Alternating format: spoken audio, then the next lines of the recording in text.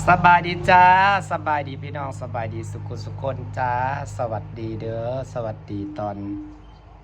เที่ยงก็จะไปบ้านเจสีไปบุญบ้านเจสีไปผ่อนคลายไปหาหมู่คู่นะพี่น้องอยู่แต่บ้านหลายติจะไปหาหมู่คู่จ้าจะไปเล่นน้ำหมู่คู่จ้าพี่น้องบุญกลุ่มเขาบ้านเป็นบ่ไปกินข้าวปุ้นเสียงน้ำตก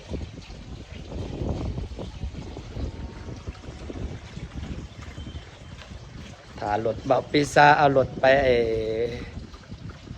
เปลี่ยนน้ำมันเครื่องอยู่รถไปเปลี่ยนน้ำมันเครื่อง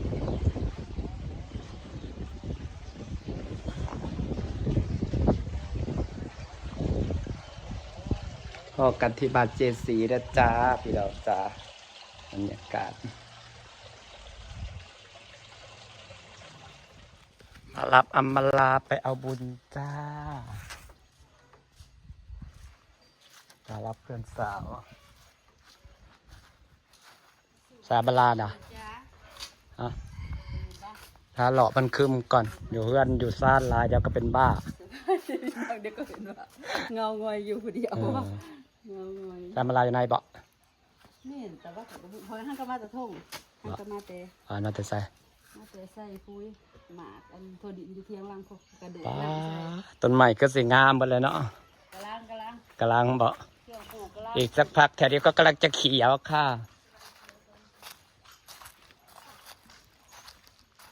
ข้าวกับปิเลอร์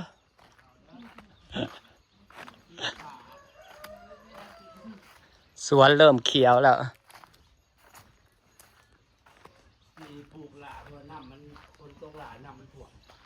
แม่เดี๋ยวมันอันนี้เนาะมันเพื่อดินมันเสียแห้งจะได้ประบุญ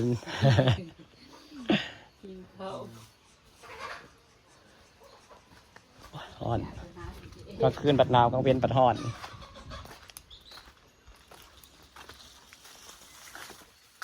สวยจังเลยต้นหมากเนี่ยจะผู้สาวสิจ้า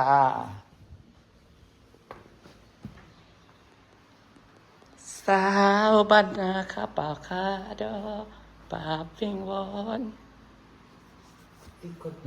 กลิ่นผมหอมห่วยบันนี้ก็จบเจือบอกไปยืดให้มันแล้วสะผมนะยืดอะไรนะยืดเอาสะโพกมาจากงามหามือก็ว่าอยู่สะโพกจะได้กินได้กินน้ำยาป้าเหมือนเพิ่นสิเป็นสาวขึ้นใบนะคะใส่กระโปรงสีสุดคราวผมก็ตรงงามจะควรไปยืดแต่โดนแล้วแหละก็ว่าอย่าไปยืดแต่โดนตัดปลายเสียมันออกแต่ยังอยากยืดอยู่อันนี้ก็เนี่ยงานนักวิทย์มัดกับหมัดจะยืดจากงานผมคนมันหน่อยแต่ยาวกูเบิ่งผมกูยาวไวใดยาวไวเอา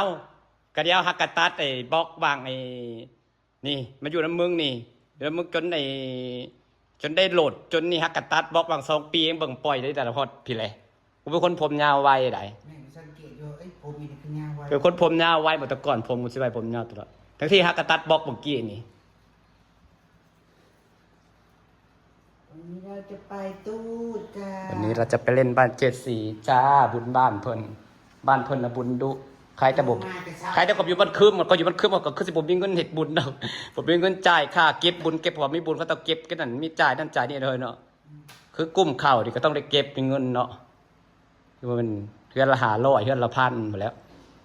เก็บเฮ็ดนั่นเฮ็ดนี่เฮ็ดทนถอกคนทางเฮ็ดโอ้ยหลายอย่างค่าใช้จ่ายพี่น้องก็เป็นเฮือนนะ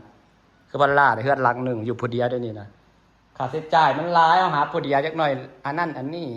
เพราะเขาก็ซ้ำเฮือนหลังนึงให้เด้อเขาก็ไล่ไปเฮือนหลังนึงให้เด้เขาก็เก็บหลังนึงเฮือนในก็ต่างหากเขาบอกปีซ่าก็ต่างหากเต้ก็ต่างหากค่านั่นค่านี่ค่าขอกค่าไฟค่าอะไรจักหน่อยรถพอกรถเพโอ้ยหลายอย่างพี่น้องเอ้ยหาเงินนะเพราะแต่ได้ใช้บางทีก็ฮอดพ่อสิบ่กุ้มเดือนกุ้มพอสิบ่กุ้มกินซ้ำปวดประสาทเมื่อไหร่ได้หาตอนอยากได้มันได้แล้วล่ะกะภูมิใจมันก็มีความสุขเนาะอยู่บ้านเฮาเองเนาะมันก็มีความสุขเลยสุขที่สุดในชีวิตนั่นแหละมื้อเฮือนแล้วจนหายพุ่นแล้วแต่ว่ามันก็มีค่าใช้จ่ายที่เพิ่มขึ้นมาหลายคองใส่ใจทางหลังเ ห็ดข้อใส่เห็นบอกเควนคลิปหนึ่งเป็นข้อใส่ไก่น้อยๆนะเฮ้ยแล้วก็ปลูกต้นกล้วยแบบปลูกยังยายไปมันเป็นแบบคือสวนหั่นนะ แม่ เห็นอยู่งามๆของไอ้เห็นคลิปหนึ่งนะสวนหลังบ้านมันนี่น้อยแล้วมันเห็ดเป็นข้อใส่ไก่น้อยๆมาแล้วก็เห็ดสะพานน้อยๆข้ามนะเห็นบอก แล้วปลูกทุกอย่างเนาะ แล้วก็เห็ดข้องน้อยๆข้ามนะโอ้ยคนติดตามมันหลายอยู่ในเพจนั่นนะแล้วก็ปล่อยปลาประเภทหลายหนึ่งงามมาฮอดหน้าแล้วพอดีค่ะ ไปเจอกันบ้านเจนสีก็ไปขบเปิดเต็มเจ้าเซียอยู่ส่งเขาวิดีโอมาไป กระติ่งกันแล้วบอก ข้างในกำลังคึกคืนนะคะมาถึงแล้วค่ะนี่เป็นเสียงเพลงนะคะอาจจะภาพไปได้ใด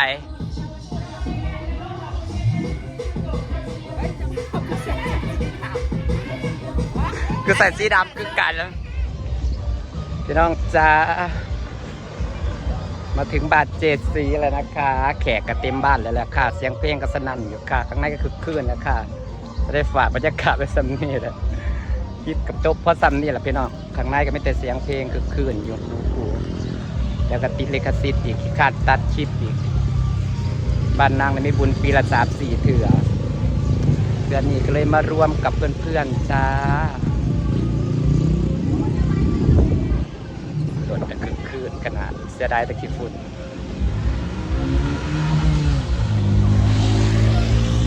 โอเคครับพี่น้องค่ะสบายดีเด้อ